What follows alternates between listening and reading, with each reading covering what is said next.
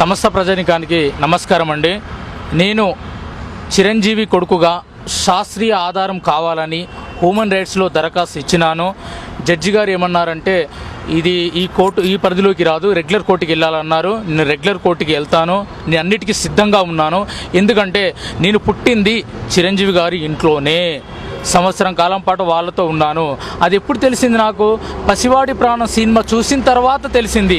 పసివాడి ప్రాణం నేను దురదృష్టవశాత్తు 4 years బ్యాక్ వరకు నేను చూడలేదు. నేను చూడకుండా నాకు నీడలాగా వెంటాడి ఉన్నారు, నా గ్రామాన్ని అలర్ట్ చేశారు.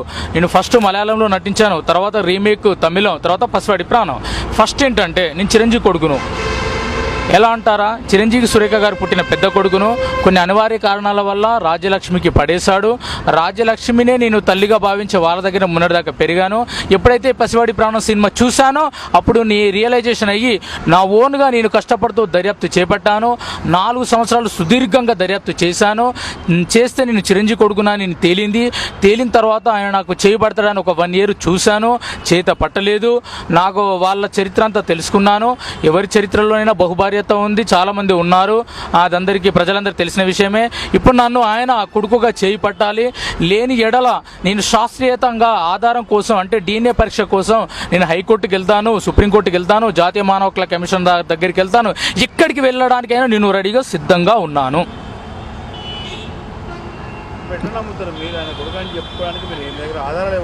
ఆధారాలు ఫస్ట్ అండి, నేను పసివాడి ప్రాణంలో టైటిల్ రోల్ అవకాశం రావడానికి ఏదైనా ఒక అండదండలు ఉంటేనే నీకు అవకాశం వస్తుంది. అలానే నాకు చిరంజీవి గారి అండదండలతోటే నాకు పసివాడి ప్రాణం సినిమాలో అవకాశం వచ్చింది.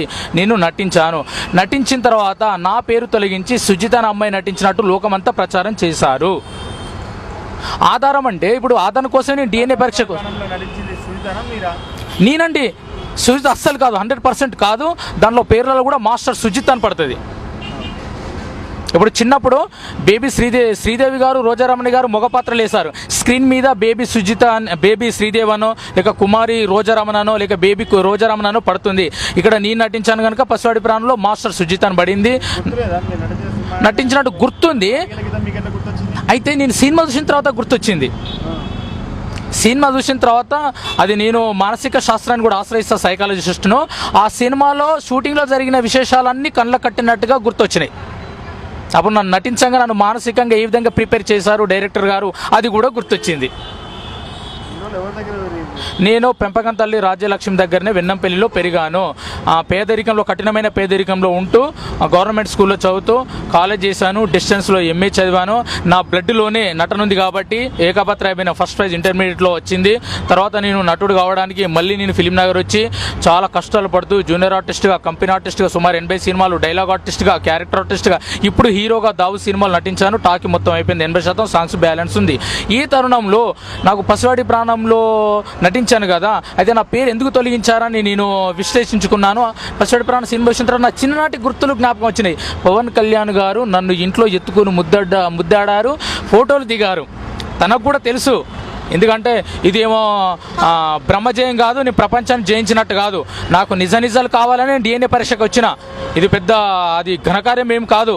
నా జ్ఞానంతో పోల్చుకుంటే నేను సొంతగా రైటర్ని కూడా 5 పుస్తకాలు రాసిన. నాకు తల్లిదండ్రులు కావాలి అనే ఉద్దేశం గురించే నేను DNA పరీక్షకు సిద్ధంగా ఉన్నాను. ఆనాడు రాజభవన్లో రాసలీలలు జరిపిన ND తివారు ఎలా దొరికాడో ఇప్పుడు చిరంజీవి గారు కూడా దొరికారు. నేను చిరంజీవి గారిని తప్పు పట్టను, ఎందుకంటే ఆయన జీవన గమనంలో ఆయన కూడా పేదరికం నుంచి వెళ్ళి మెగాస్టార్ అయ్యాడు. జీవనగమంలో జరిగింది సత్యమని ఒప్పుకోవాలి, ఒప్పుకుంటేనే బాగుంటుంది. ఆయన కూడా సామాజిక హోదా ఉంటుంది, ఎప్పుడే కానీ తప్పును ఒప్పుకోవాలి.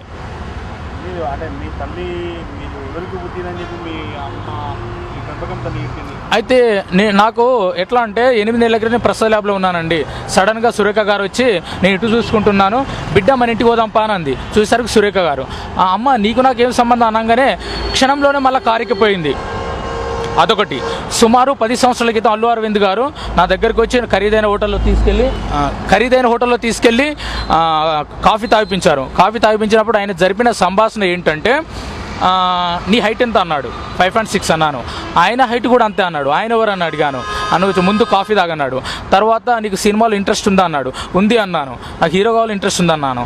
పసిడి ప్రాణం సినిమా చూసావా అన్నాను. చూడలేదు అన్నాను. ఆయన ఆవక్కయ్యాడు. ఎందుకు చూడలేదు అన్నాడు. అంటే నాకు అవకాశం రాలేదు, అది ఎప్పుడు విడుదలైంది కదా అన్నాను. నువ్వు ఫస్ట్ ఆ సినిమా చూడు అన్నాడు. మీ అమ్మ పేరు ఏం పేరు అన్నారు. అంటే లక్ష్మి అన్నాను. లక్ష్మి కాదు ఆమె రాజ్యలక్ష్మి అన్నాడు. నేను అన్నా అని ఆయన సంబోధించాను. నేను అన్నాను కాదు నీకు మామనైతా అన్నాడు. తరువాత నన్ను హాస్పిటల్లో జాయిన్ చేశాడు ఆయన మానవత్వంతో. బ్లడ్ రిలేషన్కు ఆయన అది తాపత్రయపడే హాస్పిటల్లో జాయిన్ చేసిన తర్వాత హాస్పిటల్ సిబ్బంది చెప్పారు ఆయన ఎవరో నీకు తెలుసు అన్నారు. అంటే తెలియదండి ఇప్పుడే పరిచయం అయ్యాడు అన్నాను. ఆయన అల్లు అరవింద్ అన్నారు. అప్పుడు నేను మీడియాలో చూలే పేపర్లో ఆయన ఫేస్ను మొన్న చూసేసరికి 4-5 సంవత్సరాల క్రితం చూసేసరికి ఆయనే అల్లు అరవింద్. అప్పుడు హాస్పిటల్లో జాయిన్ చేసేసింది కూడా అల్లు అరవిందే. అల్లు అరవింద్ పెద్ద కొడుకు కూడా నేను అనారోగ్యంతో బాధపడుతున్నప్పుడు నా గ్రామాన్ని నా ఇంటికి వచ్చి వెంకటేష్ సందర్శిస్తే నీ పేరేం పేరు అంటే వెంకటేష్ అన్నాడు. నువ్వు ఎవరి కొడుకు అంటే అరవింద్ కొడుకు అన్నాడు. అరే అరవింద్కి అల్లు అర్జునే కదా నువ్వంటే నేను పెద్ద కొడుకుని అన్నాడు. నన్ను కూడా వాళ్ళు వెంటాడారు, మానవత్వంతో అట్లా చూశారు కానీ ఆర్థిక సహాయం మాత్రం చేయలేదు. ఓన్లీ మానవత్వం చూపించారు. అది వాళ్ళకు తెలుసు, నాకు తెలుసు. నీ కొడుకు అన్నట్టుగా చిరంజీవి గారు కూడా తెలుసు. ఇప్పుడు ఆర్థిక సాయం అంటే ఒకటి ఏంటంటే చల్లకచ్చి ముంత తేయడం నాకు ఇష్టం లేదు. ఇప్పుడు నాకు చిరంజీవి గారు తండ్రి అని తెలిసిన తర్వాత ఇప్పుడు నేను హీరో కావాలని తాపత్రయపడుతున్నా. నాకు నీడ కావాలి. చూడండి నిన్న 200 రూపాయలు లేక నేను బస్ స్టాండ్లో పడుకున్నాను. పరిస్థితి ఏంటి? రేపు చిరంజీవి కొడుకు అంటే నేను రోడ్ల మీద ఉండి నేను చిరంజీవి కొడుకుగా చెప్పుకోవాలన్నా? ఆయన ఇష్టం అది. ఆయన ఇప్పుడు ఈ విషయము మానవత్వం ప్రేమకు సంబంధించింది.